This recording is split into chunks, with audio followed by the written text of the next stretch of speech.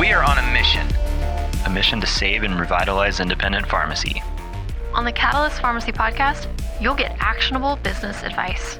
Hear stories from industry leaders. And share a laugh or two with us. Fuel your passion for pharmacy. One conversation at a time. 4, 3, 2, 1. Ignition.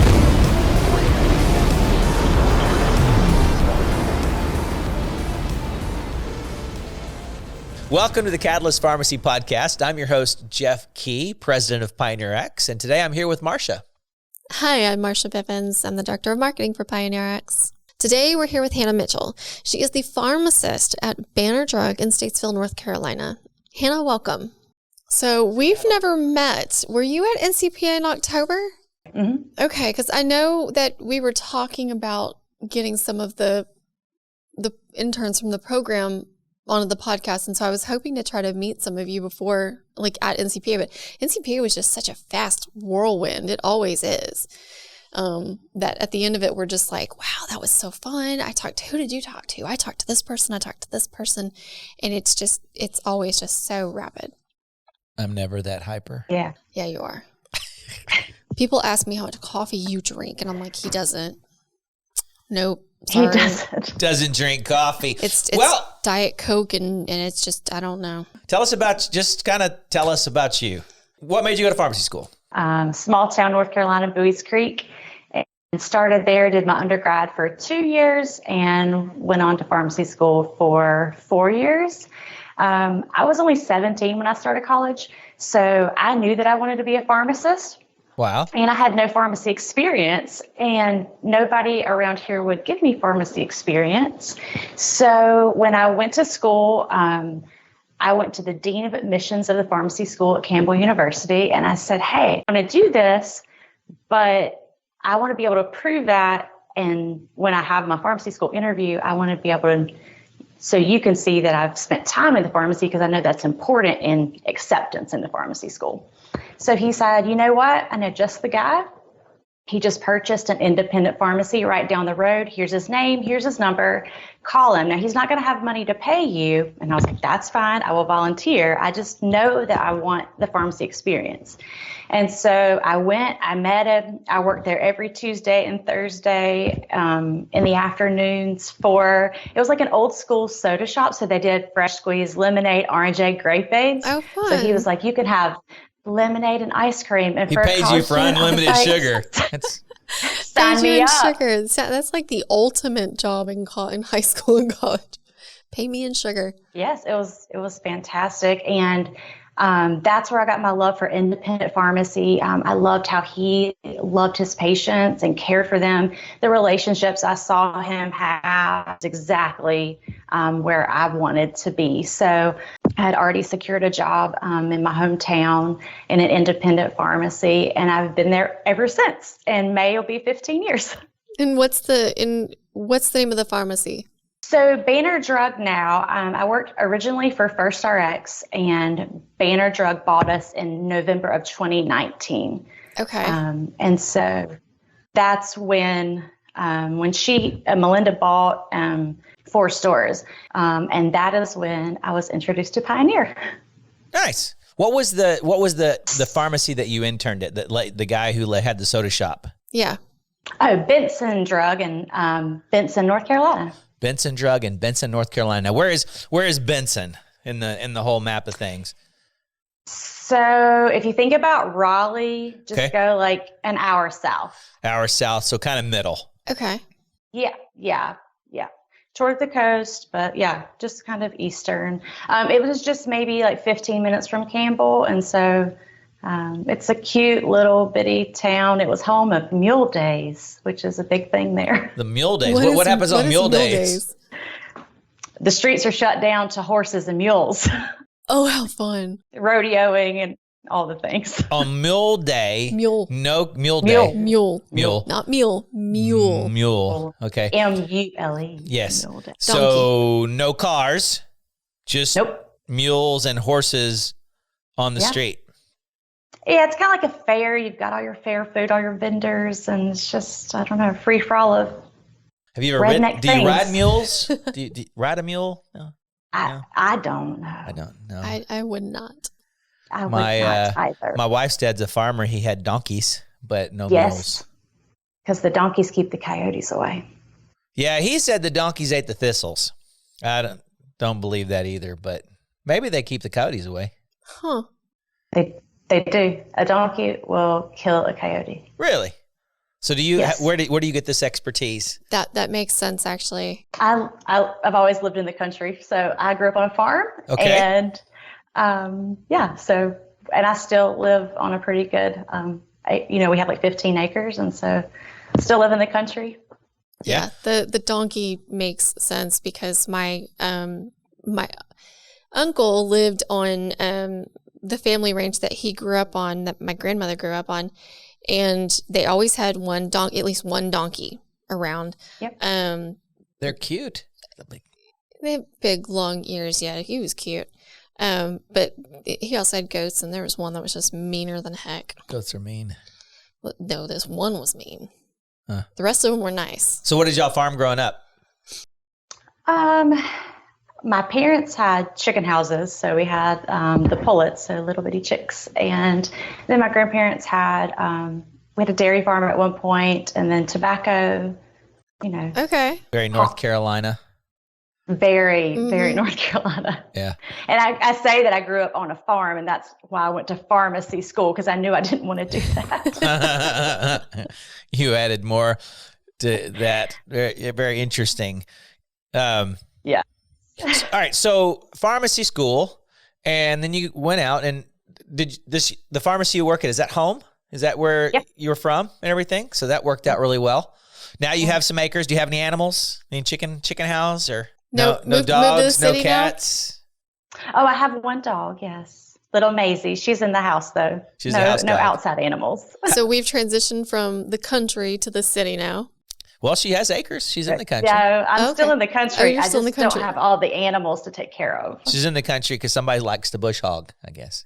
Yes. Well, my husband races dirt bikes, so Okay. we have dirt bike tracks. Yes. at our Okay. house. Wow. Which means lots of dust, right? It does. Yeah. It does. I'm sure he cleans all that up, right? He does. He does. Yes. No, usually there's a washer and dryer in the garage, so it's like, do not come in the house with that. Do Yeah, not with dirt put that bikes, stuff though, you get all that mine. dirt in the air, and it covers Yeah. the house and slips Yeah. inside everything. You get dust everywhere. Everywhere's kind of Yep. gritty. Yes, It is. I grew up in West Texas. I'm well. Yeah, that's true. That's true. Dirt is everywhere. Yeah, if you're in a dirt bike in West Texas, you're going to cover True. everything around. I can't imagine. So you went to school, you're doing this. How did you get involved? And this was a residency that you did? What are they, fellowship? A fellowship. Yeah, it's the CPESN fellowship. So Melinda is very, my owner, cutting edge. She wants to be forward, on top of things. She's always looking for the next thing, like so that we can grow and, find our own niche in our community here and do more and do more. So she approached me and said, hey, well, she was an intern with Joe Moose. Okay. So she was when she graduated pharmacy school, she did a year with Joe at Moose Pharmacy as a resident. And so Joe had hit her up, I think, and said, hey, CPESN's doing this awesome fellowship. I think you should do it. And she said, oh, I just bought pharmacies and then COVID hit. Right. So I don't have time. So she approached me and said, hey, read about this. Here's Carly's number. Call and ask her some questions and see if you'd be interested, because I'm interested in you doing it. So I did, and I love to learn. Honestly, that's probably one of the reasons I went to pharmacy school. I just love to learn. I love the lifelong learning, everything changing. I love that. So I said, I'm totally game for learning new things, trying new things. I love leadership, so that was right up my alley. And so we started that in August of 20, I guess, and then it finished up August of 21.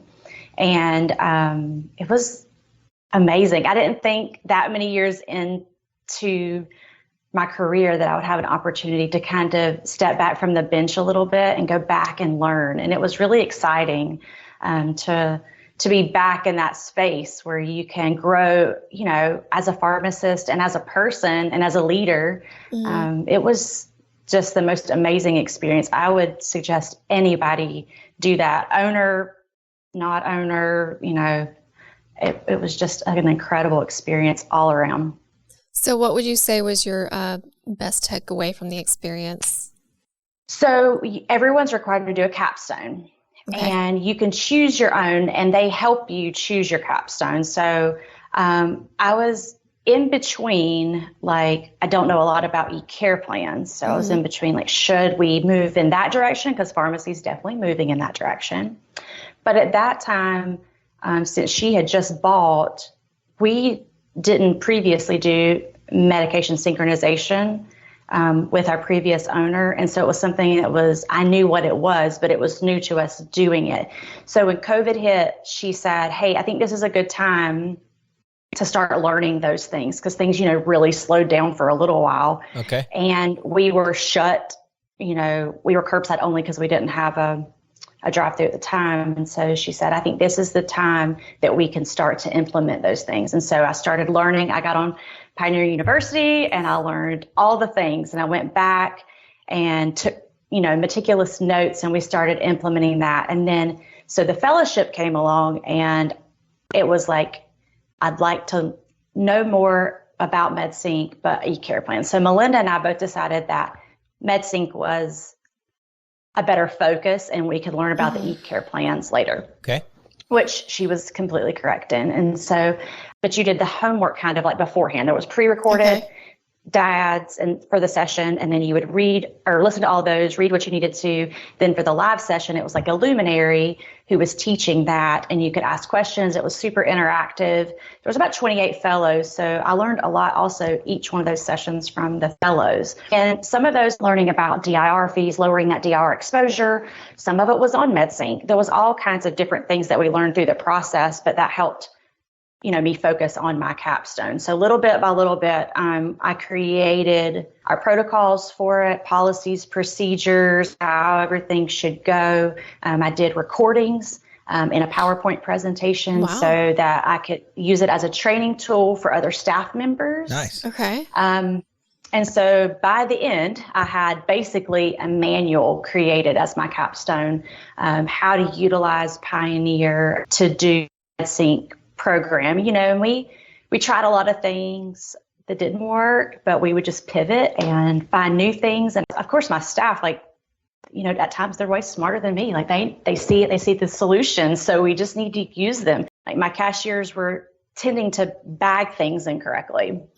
Like they were getting bagged in their number, you know? And so I was like, okay, guys, what would make this easier? So we come up with a little card colored system that if there was a hot pink card in the basket, we had the MedSync day. And then I would set those checked baskets in a different area than the regulars. And so it would just these things that would help them bag them correctly. So when they go to find it and it says MedSync Tuesday, it was truly hanging in Tuesday. But we did, you know, there was a lot of things like that. And we would just put our heads together and say, let's try this. And if that doesn't work, we'll try something else. So little bit by just making those little changes all along the way and continue to grow and make that process smoother for everybody. And I really feel like my technicians, my cashiers, our whole staff by the end and now are so much happier because we're so proactive.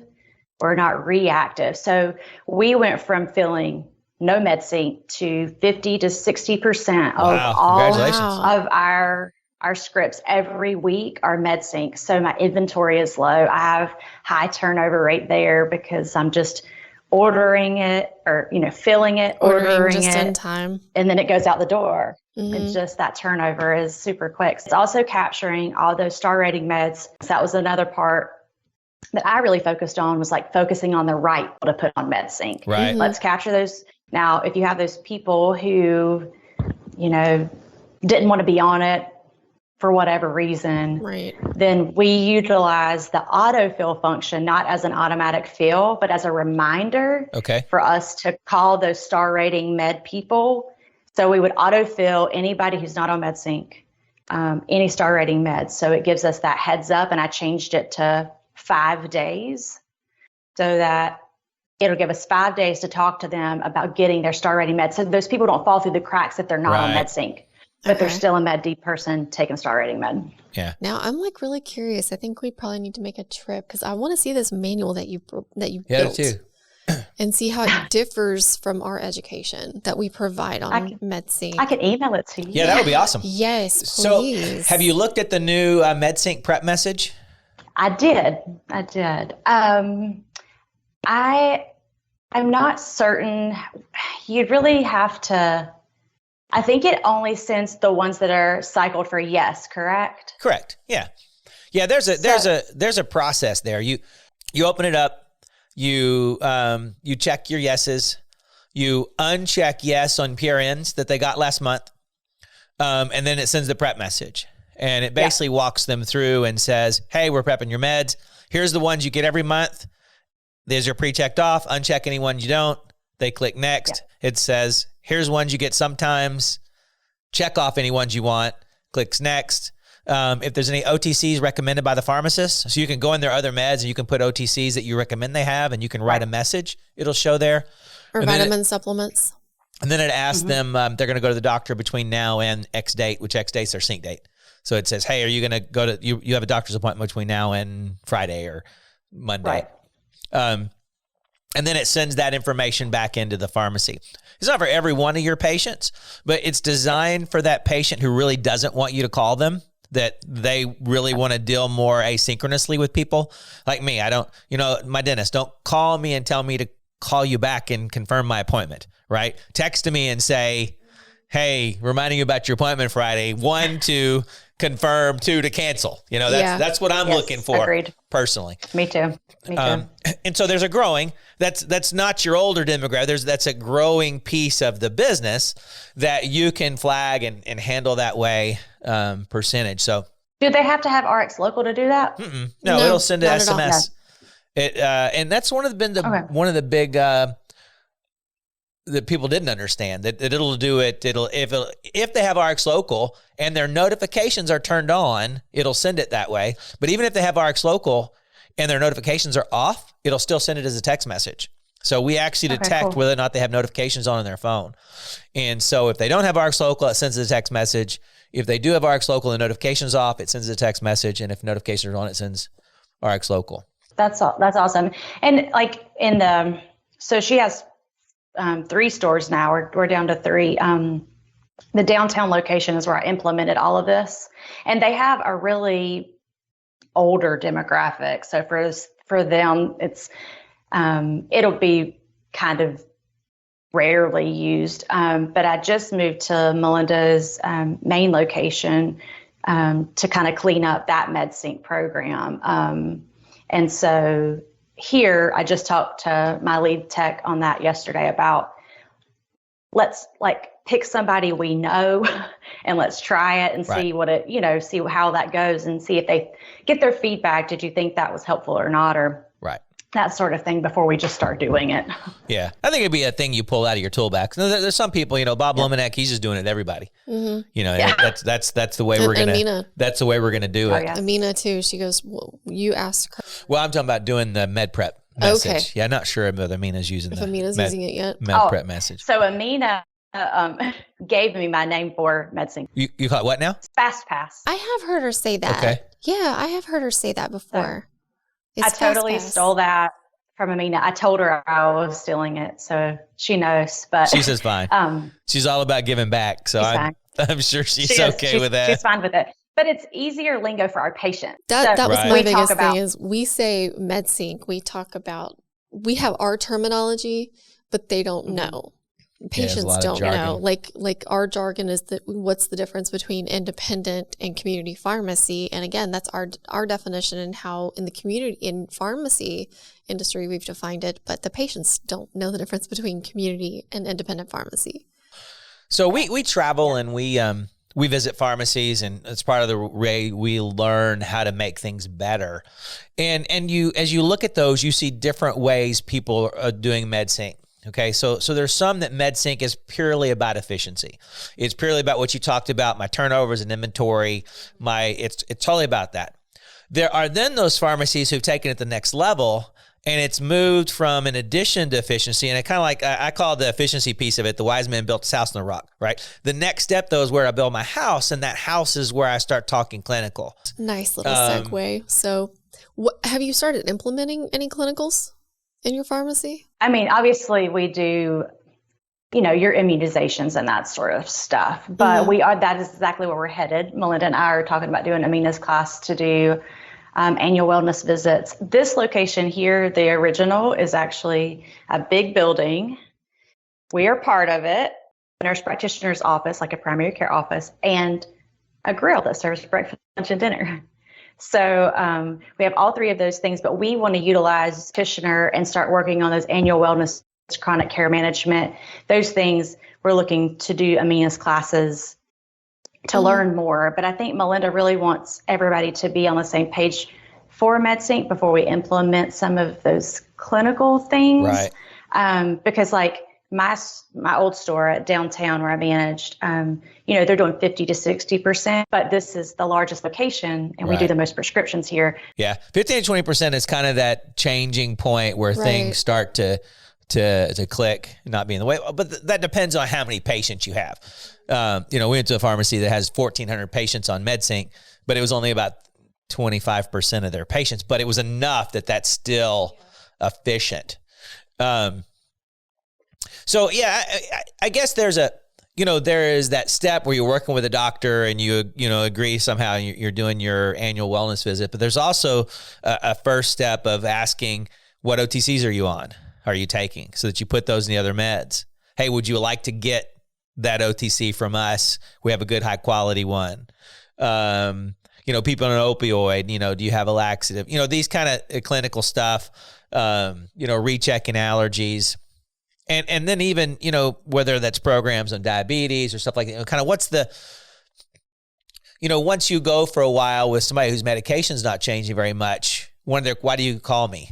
Kind of having what's our concept of the month? Well, hey, this month we're focused on, diet, or this month we're focused on probiotics, right? Do you take a probiotic regularly? Hey, have you seen the science on probiotic? We can put a probiotic in with your monthly stuff. That's the right number to take, one a day.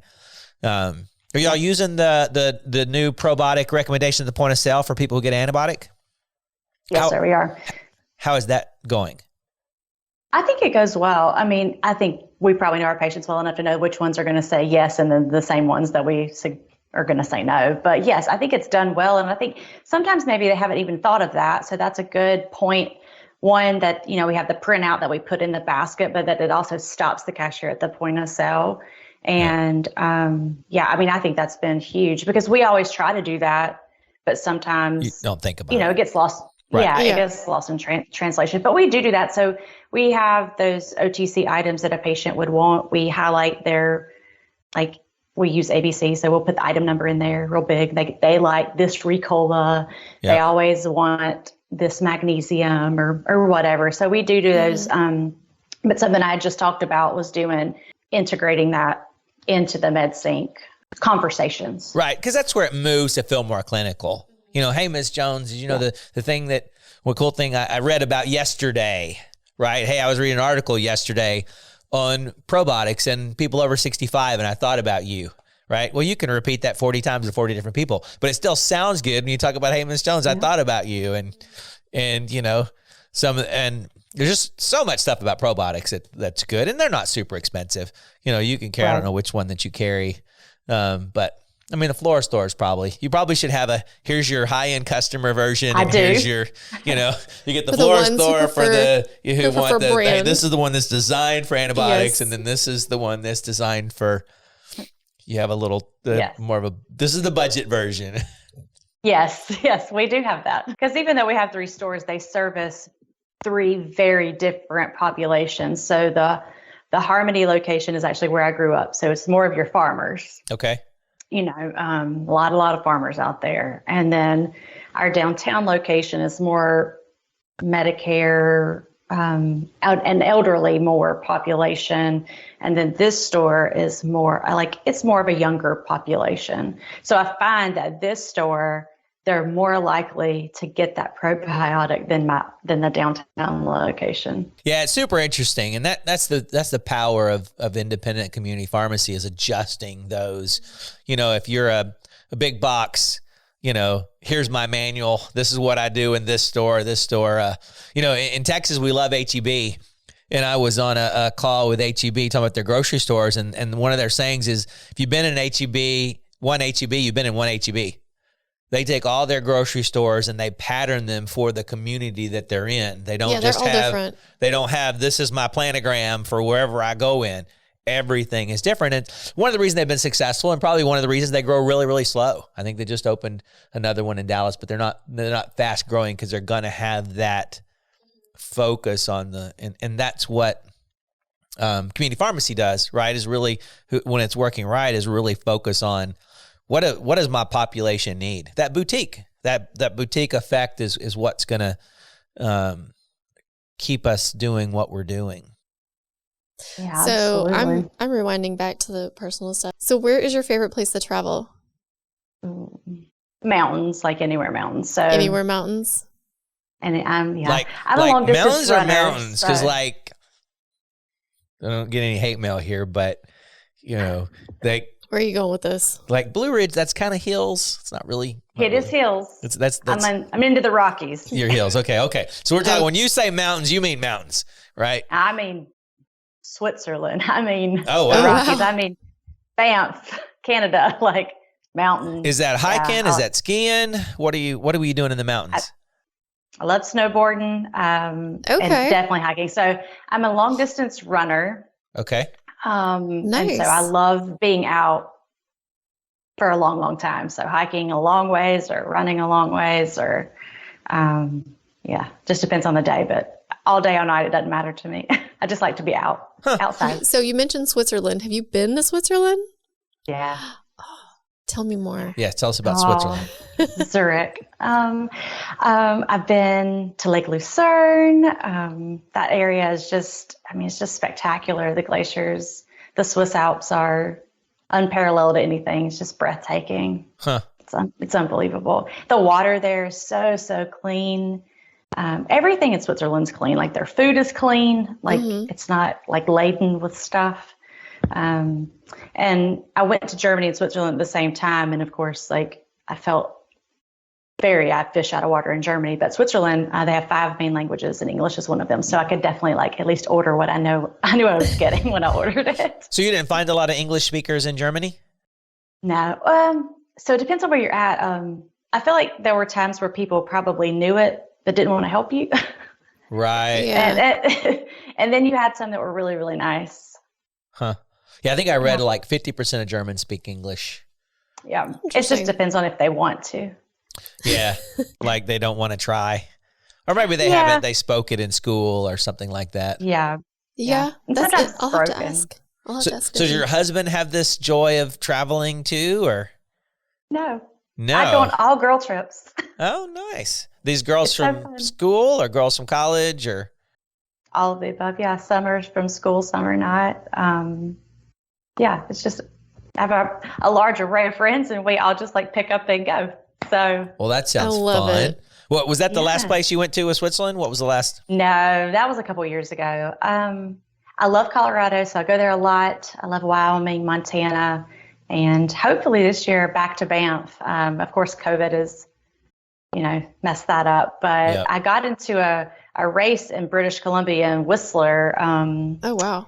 And it's in September, and you pick your distance, and I'm unsure on my distance yet. But so I'm hoping to kind of combine that with a trip back to Banff. So go to Whistler and do that little race and then go over and hike around Lake Moraine and, see all those glacier blue water. Where in Wyoming? Prefer the Tetons, like that area. Okay. That is up by Whitefish. Jackson. What? Whitefish, that's Jackson Hole. Yeah. That's up in that kind of corner. Cheyenne, the Tetons. Okay. Mm-hmm. I guess Yeah. Whitefish in the other corner of Montana. Yellowstone. Yeah, Yeah, that's what I was Whitefish gonna is say. on Yeah, it's on on up. the I went other there in September. We went to Whitefish and hiked in Glacier. Oh yeah, it's beautiful. I did that Uh, once. I've heard beautiful things about Glacier. Yeah. Oh, it It's on my bucket probably list. is Along with the Zurich now. prettiest national park in America, I would Yeah, say. that's what my wife's sister said. That's the prettiest place she's ever been to. Yeah. It's Glacier National Agreed. Park. Well, it's on my bucket list along with Zurich now. Along with Yes, well, Zurich. you should go there. And the glacier is very small, so I love that about it. Like you can fly right in near Whitefish Yep. and Kalispell, and then you're just 20 minutes. Because a lot of the places you go, you have to fly and drive a couple hours to get to where you're going. So that one's beautiful because you can be there in 20 minutes, 30 Yeah, I think minutes. Montana Family Pharmacy is having their deal next year in Whitefish, or not this year, but next year, they said. Yeah, this year it's in Coeur d'Alene. Next year it's Whitefish. Whitefish, yep. And that's where Whitefish George is Lasby amazing. has a house, Yeah. who was on our podcast. Mhm. You ever skied Big Yeah. Sky, Montana? No, No? I haven't. It's It's beautiful. horrible. Never go. No. I'm gonna get there. It was I've been going there for like 15 years, and it used to not be very crowded and a lot more simpler. And Yes. even back then you'd ride the lift and people were like, Big Sky sucks, tell all your friends. Yeah. Yeah. Because they were trying to keep it small and they Yeah. failed. And so They're all now, Secrets overcrowded. out. now you got the biggest, fastest lifts in the country, and you got these bubble heated lifts, and still a nice mountain, and it's nice, the cowboy kind of culture. I think they're all like that though. Like we went to Vail in December. Well, okay, and like so the I've been lines to are Vail, crazy. and Big Sky is it's less commercial. Yes. It's more like Vail. I found it to be way too busy and way too commercial and crowded. And Big Sky was just it was a nice place to take my kids for them to learn how to ski the first time, and they love it. And it's much easier for them to navigate. And I'm like, yeah, you want to go down that run by yourself? You're good. But keep in mind, I have teenagers, so Yeah. Well, and she went to Val earlier. Big Sky's like you go on a really long lift and you get on a blue and you stay on a blue, or you get on a green, you stay on a green. yeah. At Vail, you're like going down a blue, and all of a sudden it splits into two blacks and a green. And it's like, how do I it just stay does on a the- lot of Yeah. going and then changing and then It was changing very and easy changing. to end up on a trail that you're not prepared for. Yeah. Super See, she's easy. snowboarder though. She's just prepared for everything, so it doesn't Yeah. matter. It's like my wife and my daughter. They're just like, okay, That was whatever. stressful because of that. Yeah. Not So you know. having to pay attention so closely. Mhm. Yeah. Yeah. You just didn't just get up and just kind of go. You had to think about, okay, I have Oh, yeah. choices here.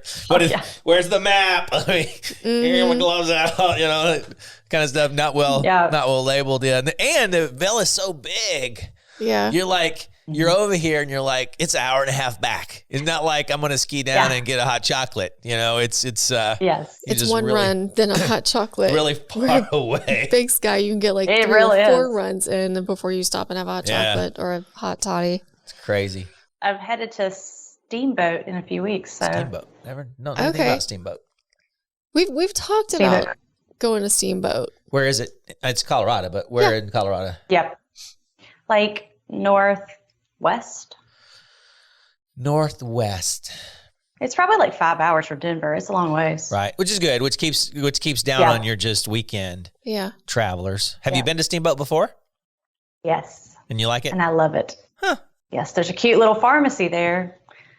I went in last time. Like, y'all need any help? My husband wouldn't. But You need to go somewhere in the summer where they do downhill biking. oh yeah. You need to take a picture of them and all their armor that they do and all that kind of stuff and bring them back to your husband and say, look how bad this is. I know. You know, Yes. look at all the Yes. armor. They just take that bike and they just barrel down. Now I'm not talking what we did downhill biking. I'm talking the guys who barrel Oh it yes. down there. I just got told we got our first bleep. okay. So sorry. Yeah, he dragged me down Denver. There was outside of Denver once. And I'm like, I'm never doing that again. It was a technical class learning how to go down a mountain in a bike. You know, you're downhill biking there. where is that? That's right outside of Denver, whatever the park right outside of Denver. I'd have to ask Mark because he sent us to that park because that's where they have a really big, like really long slide. So you ride the lift up and then you take this slide down. And I was like, cool. Mark said this place is awesome. Let's go check it out. And I send it to Jeff and he's like, downhill mountain biking. I'm like, no, slide. But they take your bike and they hook it on the lift and they bring your bike up to the top. Yes. And then there's actually, so we didn't do the extreme, which is more direct down. You know, we did the more where you're cutting down and stuff. Felt but pretty extreme to me. But what's super interesting about downhill biking is you really don't turn the handle to steer. You're going down. You have to lean in and lean. If you turn to steer, you're just going to stop the bike and flip over the front, right? So it's very similar to cutting like skiing or going in snow in a snowmobile. So we're working on the pharmacies with MedSync. What else is kind of your next year look like? It's really getting this store in order. That's my focus forward, is really cleaning up this MedSync. They've done it on and off for years. It's just never been maybe like one person's job necessarily. And it's kind of discombobulated. The dates are all off.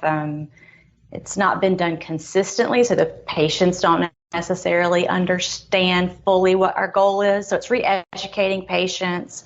So we've got a long ways to go here to get the MedSync to where it is at my other location. Right. So I really want to get that nailed down and us to be more proactive than reactive, because it's very reactive here, and I'm used to my little proactive space.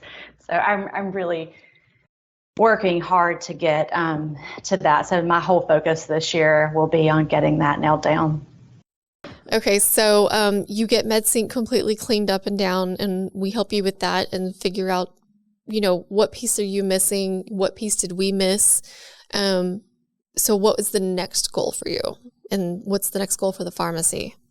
Incorporating other services that we do, like the immunizations, into that. We haven't done as much of that. Those companion sales. Working more with the doctors. I mean, I would love to get it where the doctors send us some labs where I can actually discuss that with the patients. Yep. Because we are clinically trained, but we don't get to use that. So moving into clinical. What about, so somebody who is interested in the fellowship, what would you say to them? Somebody who thought the fellowship might be something they want to do. Do it. You have, I mean, it was, I grew so much as a pharmacist, and I feel like all of the little things that I've been able to implement were learned from there. Everybody was so giving and so sharing. So like if somebody on there said, I don't know, they used this sheet and it really helped them do whatever, everybody was so giving, like, oh, I'll just upload it. Everybody can have it. It's just like, you didn't have to reinvent the wheel. Everybody was so willing just to share theirs. And the beauty of the fellowship too is, so you also, they put us in group. We had group sessions, live group sessions. I was only with Pioneer people, so we spoke the same language. So if somebody's like, oh, I figured out how to do this, I understood like exactly how to do it. Was there anybody in the fellowship on a different system? Oh, I know, right? Yeah. There were, sadly. Just all of the resources. Something that really helped our stores, the overspending. Somebody had shared something and I just kind of vamped it for us. But like, say your total daily sales in our total summary report, we look at your RX total, our, acquisition cost for the day, and then how much I ordered from ABC. And I put that in, just write it on a sheet every day. It's a weekly thing. What's the difference? Were you over or under? And if you bought more than you sold, there's a little part for why. Like maybe that's a future fill of something expensive or whatever. And it really helped us hold our feet to the fire, so to speak, to like make sure we're not overspending. So last year alone, just in that, looking at that, my store was to the good $150,000. Wow. Huh. All right. So we're almost at time, but I'm going to ask a big closing question here. So, you grew up farmer's daughter, and inspirational story of how you went, I'm not going to be a farmer, but I'm going to be a pharmacist. So you realize that's going to stick, right? I It's know. going to be, your podcast is going to be like Pharmacist with an F. Yeah, it is. That's okay. Sorry. I'm proud to be a We're going to make farmer's it cute. Okay. We're going to make it. It's going to be Hey, so I married cute. one, It's so gonna I'm be good awesome. too. And I married a farmer. That's farmer, true. So yeah, I married a pig farmer. So, who would you say inspired you to get into pharmacy and to just grow it and drive you to where you are today? Who would you say inspired you the most?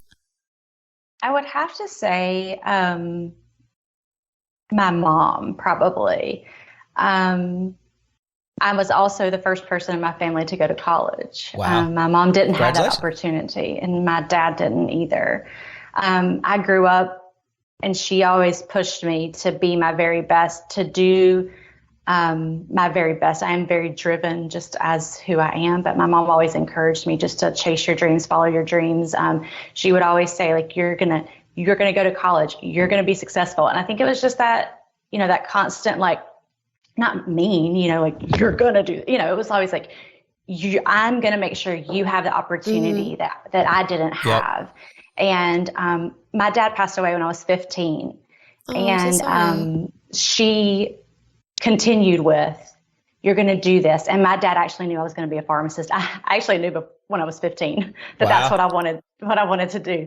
So he did know that about me. And for me, it was her pushing me, her encouraging me, but also doing what I wanted to do, but doing what he knew I was going to do. And so I'm here today because I had great parents, and they both really inspired me. They both worked really hard. And I was thankful for the opportunity to get to go to college, something that they had never had the opportunity to do. Nice. Well, think about how many lives they've touched through that, right? Through absolutely. what you've done in community pharmacy, and how many people. That's one thing that my daughter programs on the MedSync area. I tell her, that proper application of that, you're saving people's lives. Potentially from taking their meds well and not going without them and stuff like that. So super cool. Yes, thank y'all. Yeah, it was nice meeting you. Virtually. I look forward to maybe meeting you one day.